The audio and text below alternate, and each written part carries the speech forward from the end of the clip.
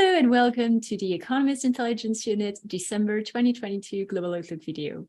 My name is Agathe Demarais and I'm the Global Forecasting Director at EIU. I'm joined today by Cailin Birch, our Global Economist based in London. And today we're going to discuss some key takeaways from the recent US midterm elections. So Cailin, turning to you with a first scene-setting question, what are the main takeaways from the polls in your view? Well, I think first and foremost, it really was a bit of good news for Democrats who are heading into this election quite worried about what their position in Congress would be in the next couple of years. But they did outperform expectations by pollsters and the media in the US. So the administration has a stronger hold on policymaking, not a strong hold, but a stronger one that they would have if things had turned out in a more negative light for them. So that's one thing to consider. But I'd like to highlight a couple of other things about kind of future elections that I think will be quite relevant. The first is that we saw very high levels of voter turnout. Supposedly, we don't have the final numbers, but somewhere close to 50%. Now, this is very high for midterms, kind of in historical comparison. But we've actually seen a steady rise in voter engagement and actual turnout on voting day, both for midterms and presidential elections over the course of the last decade. Now, that level of higher engagement by voters, which in its sense is good for the US, also reflects, on the opposite side of that coin, greater voter polarization. So deepening divides between Democrats and Republicans, and essentially a country that's still divided 50-50.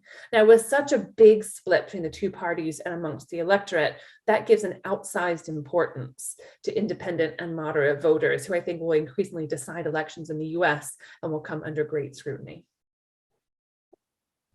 Thanks, Cailin, for these insights. And how about another forward-looking question this time? What does that all mean for the coming 2 years until the 2024 presidential election? Still lots of partisan tensions. Let's look at Congress first, and then we can think about the presidential elections, because there's lots to unpick.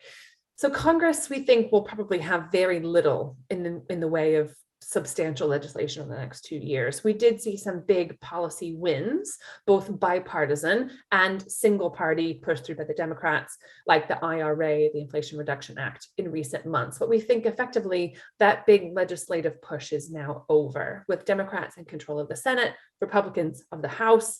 Crafting bipartisan legislation will be increasingly difficult as the next elections approach.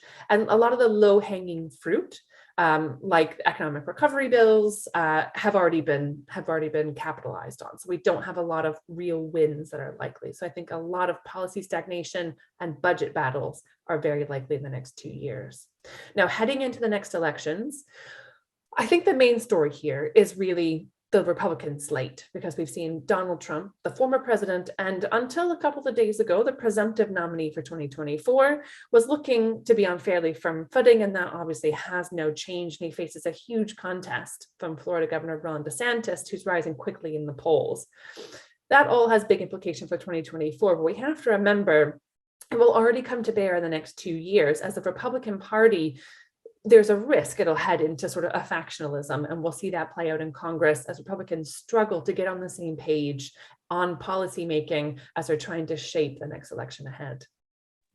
So a lot of policy battles, budget battles ahead. Well, thank you, Cailin, for your insights, and thank you to all of you for watching us today. You can find our latest analysis on our website or on social media. Thank you. Goodbye.